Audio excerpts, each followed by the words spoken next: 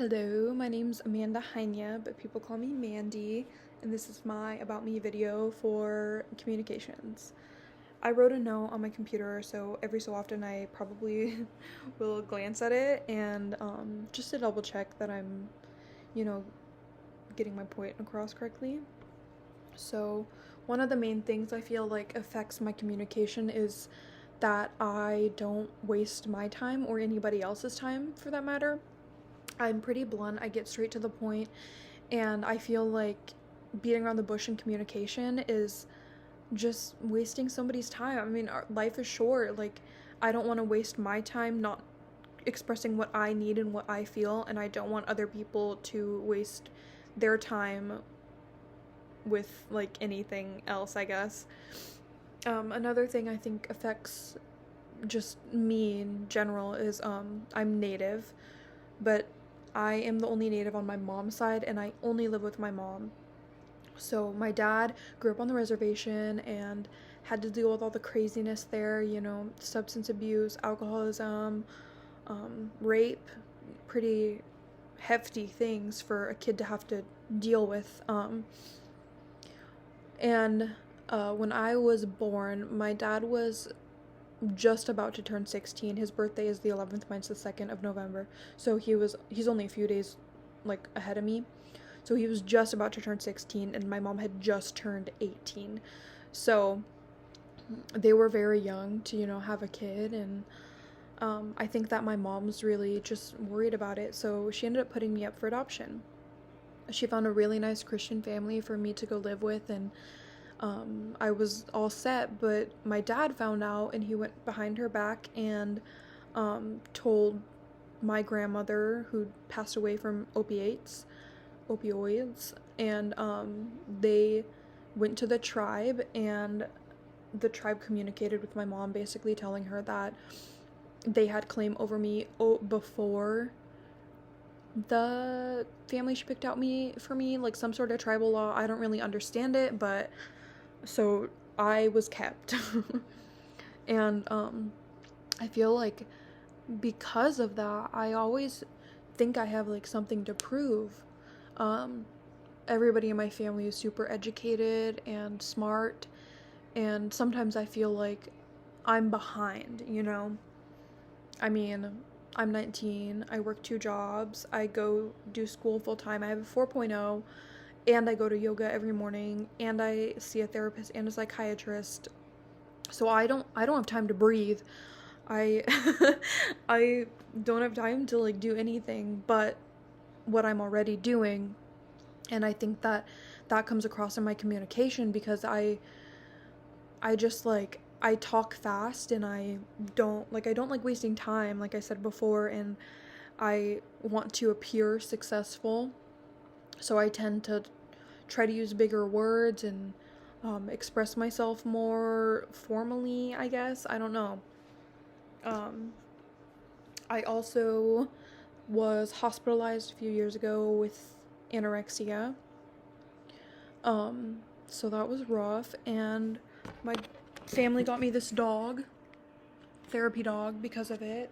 She's the best. Her name's Emerald. And I feel like that is a big part of who I am. When we were in therapy at the like program I was in, we would talk often about like how to communicate when it comes to food. And right now I'm on 2 different pathways as far as college goes. So I'm getting my BS in nutritional science and my BA in history with an emphasis in secondary ed. So food has always played just such a huge role in my life, and it's hard to talk about, but it's like I think it's important to stigmatize like eating disorders. So I don't know. I talk about it freely. I am an open book. People just know me after like one conversation, and I feel like that's either a good thing or a bad thing, and I don't like wasting time. So if people have one conversation with me, they know if they're gonna like me or they're not gonna like me, and that's okay. I can't make everybody like me. I work with kids at the YMCA. I've been there for 4 years, and I love it. It's the best part of my day. And I feel like part of that is that I think that kids tend to be better communicators than most adults. Um, they know so few words that they tell you what they want. Like a kid will be like water or bathroom or whatever, and you'll just know. Um, and like one thing I've noticed is like if you ask a kid like, "Oh, like what's wrong? What are you dealing with?" They'll give you their whole life story. Like you'll know what's wrong by the end of the conversation, and you'll know how to help, I guess.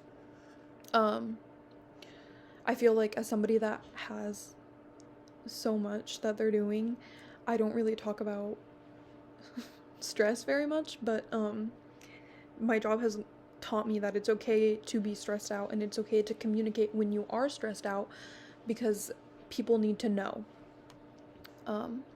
You're not going to be the best version of yourself at work if you're stressed. And I feel like my job has helped me with that because I live in a constant state of stress, basically. Today I worked basically 9 to 9, and I am filming this video right now at almost 10 o'clock on a Sunday before I go to bed, before I have to wake up at 6 in the morning for work. So I'm always stressed, you know? And working at the Y just gives me that relief that I need sometimes. Like, I can dance with the kids. I can like have like bubbles. Like what adult gets to play with bubbles every day? I don't know, but it's fun. It's fun.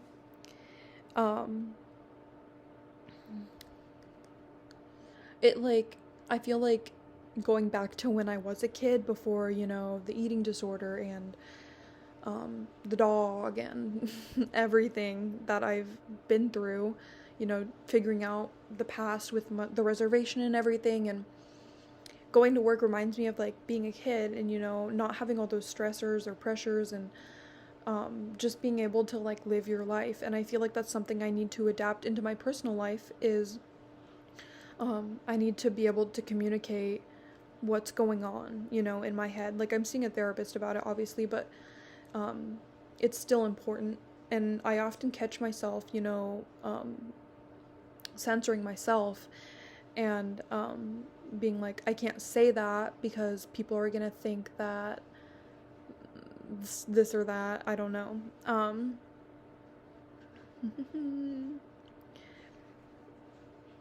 So I am very open, I'm very communicative, but I mean, there's always stuff everybody can work on. And I feel like when it comes to like certain topics, I tend to just kind of keep it to myself. Like, shut up. Shut it, not shut up. And I've always been that way. I mean, ever since I was little, my grandma has told me that I'm so brave because I'm able to talk about things easily and I'm able to get along with people even if we have different viewpoints, because I feel like it wastes everybody's time when you're arguing. Once again, always never want to waste my time, I guess. I think that that's who I am. I don't know. It's hard to answer that question. But yeah. I don't know if that's like a good answer. I don't really care. I'm trying, but that's just who I am. Anyways, I think my cat is behind me too. So bye!